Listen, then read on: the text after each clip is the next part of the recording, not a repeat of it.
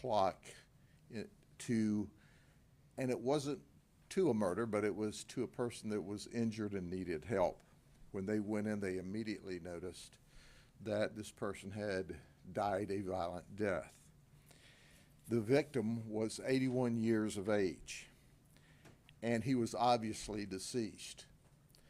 And as they were taking off his shirt to do immediate care, it was obvious to the police officers on the scene that this guy had been stabbed, and he had been stabbed to death. He died a violent death. This was on Bluebird Avenue. He was staying in a group home, and it's E.T. Home Care, and the owner is Adrena Thornton. It's an independent living care facility. Our victim was in bed asleep when this occurred. Our suspect is Moses Ojeda. He's 18 years of age. And here's what we know. The police department initially got everybody together in the living room.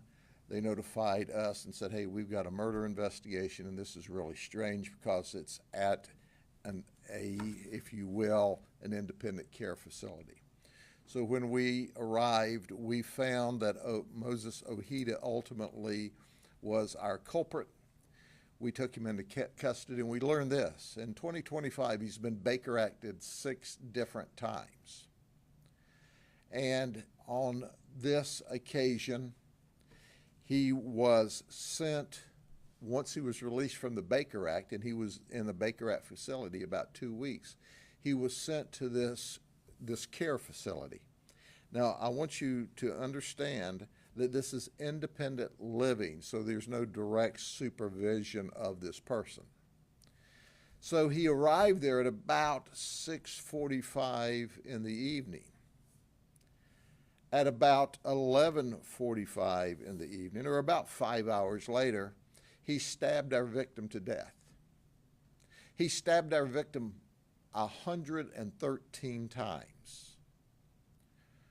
And when we asked him during the interview, he confessed why he stabbed him 113 times. He said the knife wasn't very sharp. We saw there were 4 or 5 deep wounds, and then, as you can imagine, just dozens and dozens of wounds that weren't so deep. We also noticed that our victim had defensive wounds on him. So during the confession, we said, Moses, why did you stab this victim? He said, well, voices in my head told me to kill him. And so you stabbed him. What was he doing at the time? Oh, he was sleeping, but he woke up. And when he woke up, our victim said, why do you want to stab me? And he said, I just do. When we ask our suspect, Moses, do you regret stabbing the victim? He said, I live my life with no regrets.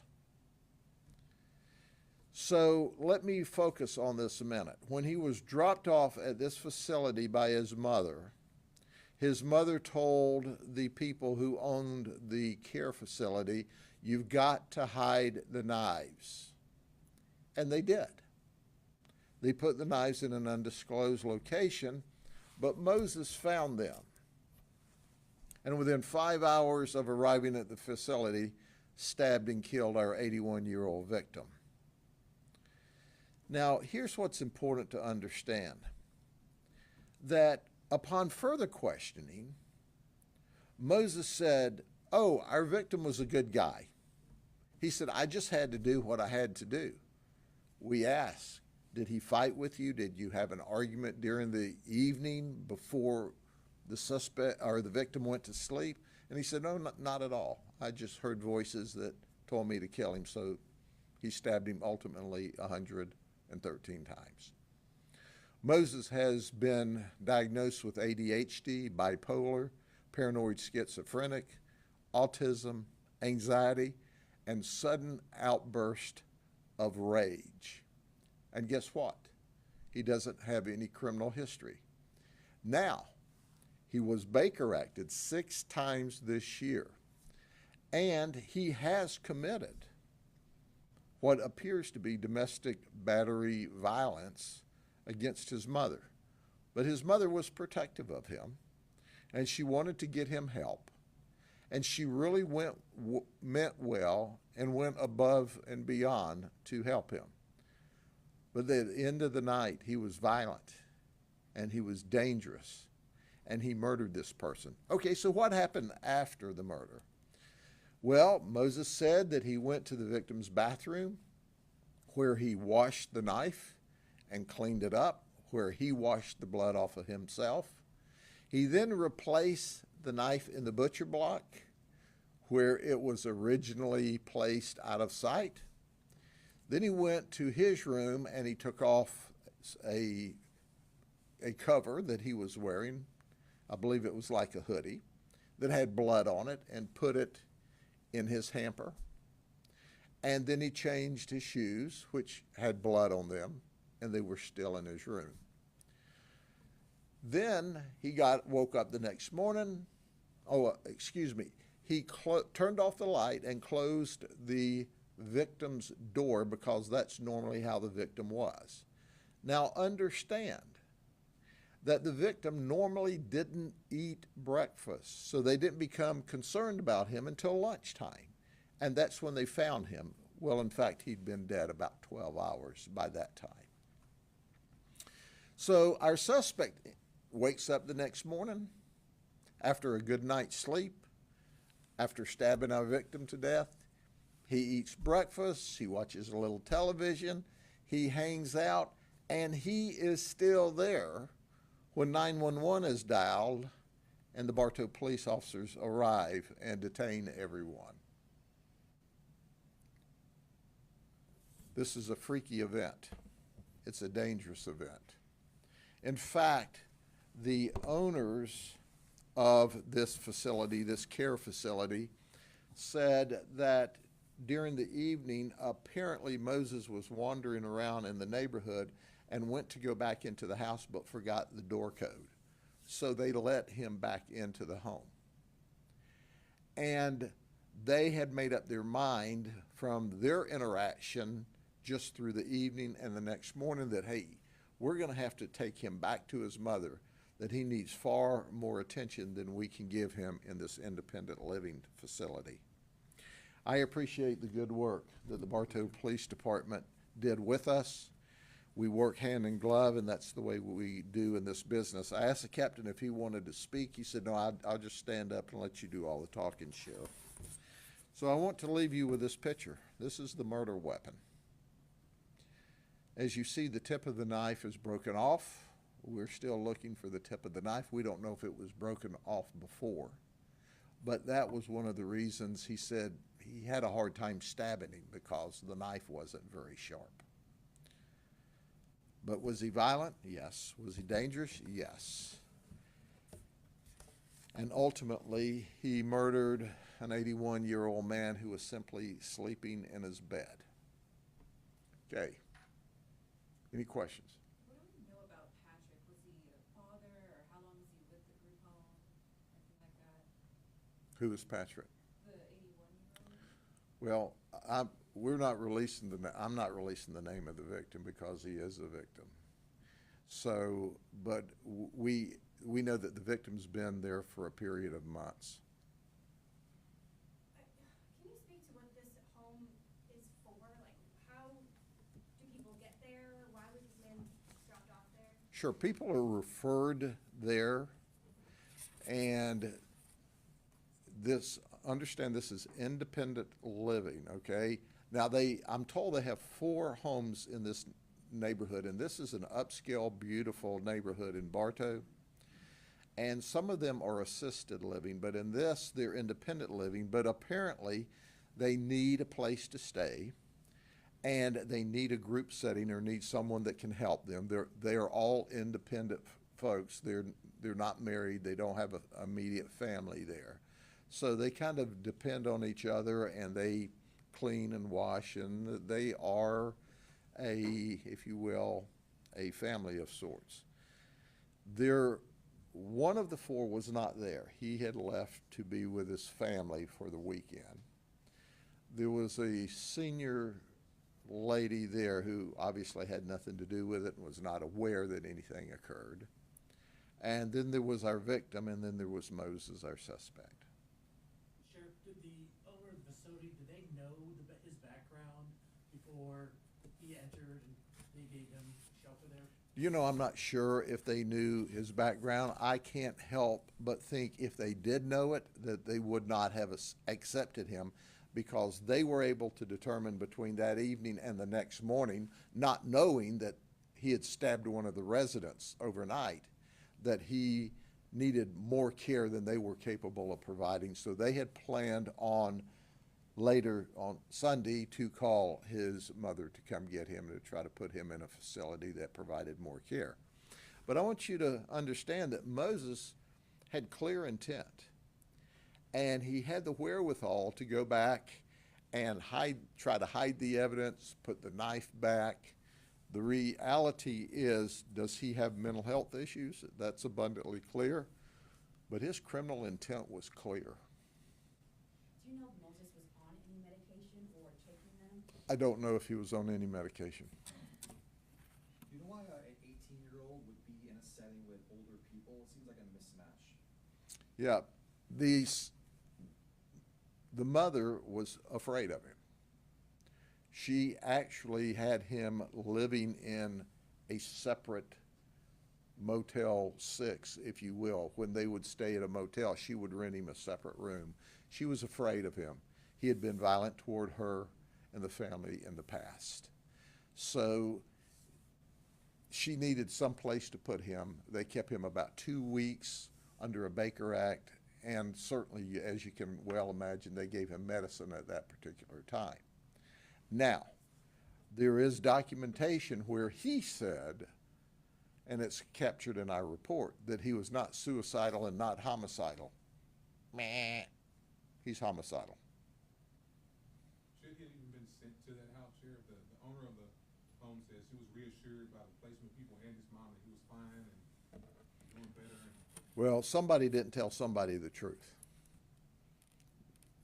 This young man, 18 years of age, had no business being around other people. He's clearly had problems with sudden outburst of anger. And he admitted to us he never had a conflict, a cross word with this 81-year-old gentleman who was in bed asleep when our suspect, Moses, started stabbing him, and he woke up and asked, you know, why? Why do you want to stab me? Do you know what goes into a Baker Act case, and is it normal to have that many in just 5 months? Do you know it's not uncommon when people are having significant mental health issues? Whenever we found out he stayed almost 2 weeks in a facility under the last Baker Act, what that tells us is the mental health providers saw that he had substantial need for help, because normally Baker Acts are in and out, and he stayed there a substantial amount of time. And quite frankly, as we can see now, he needed even more time. Sheriff, when you say that he was referred there, do you mean that he was referred there by the hospital or the? He was turned back over to his mother, and his mother, and I'm not sure how she made the contacts, came up with this facility. And this facility this facility ensured that he had a place to stay. But they, I suspect, were under the impression that he could live independently. They certainly had no idea he was violent, or they wouldn't have allowed that to occur. And they figured out, irrespective of ignorance about the murder, that he was much more than they could keep at that facility by the mere fact that he locked himself out of the house and was wandering around in the neighborhood. Now, I can tell you, the neighbors are going to be incensed because of the kind of person that was certainly in the neighborhood with all kinds of children and families. And if you've been to Bluebird Avenue, it is a beautiful, you know, upscale neighborhood. Now, you said that, I can't recall exactly who you said, but someone said to hide the knives. I mean, isn't that a red flag right there? His mother told them, you have to hide the knives. And we also received information that the mother knew that or told another facility that as well. So he had a history of being violent. He was violent with his mother. And at the end of the day, we saw just how violent he was capable of being. In my estimation, he was a ticking time bomb. And now guess where he is? Now he's in the jail and we're having to deal with him. Could the group home be facing any violations or anything like that? I have no idea about the regulations. There's different levels of regulations depending on whether this is independent living or assisted living. We heard from one source that the independent living is not under state regulation because they don't supervise the folks. They just provide a living environment for them. But I don't know that for a fact because obviously we don't conduct those investigations. I certainly know that if the appropriate authorities have jurisdiction, that they will do an administrative overview of that. I don't know if there's any state or federal oversight of an independent living facility where people are supposed to be capable of taking care of themselves. Sure, I'm no lawyer. Could the mother be held liable for anything related to this? Well, do you know, when it comes to lawyers, they can sue anybody for anything.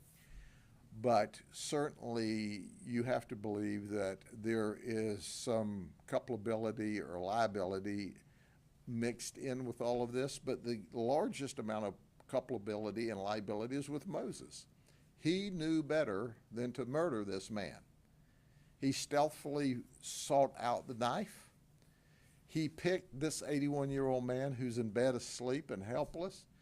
Then he cleaned up the crime scene and replaced the knife so as not to be detected. Do we know if the suspect and the victim had any interaction earlier that day, being that was his first day? Yes, the suspect, Moses, said they had no negative interaction. Now, did they have any interaction at all? I don't know, but they had zero negative interaction according to the suspect. In fact, he went so far as to say, yeah, he's a good guy. He's a good person. That's right. Moses said the person he stabbed and killed was a good person.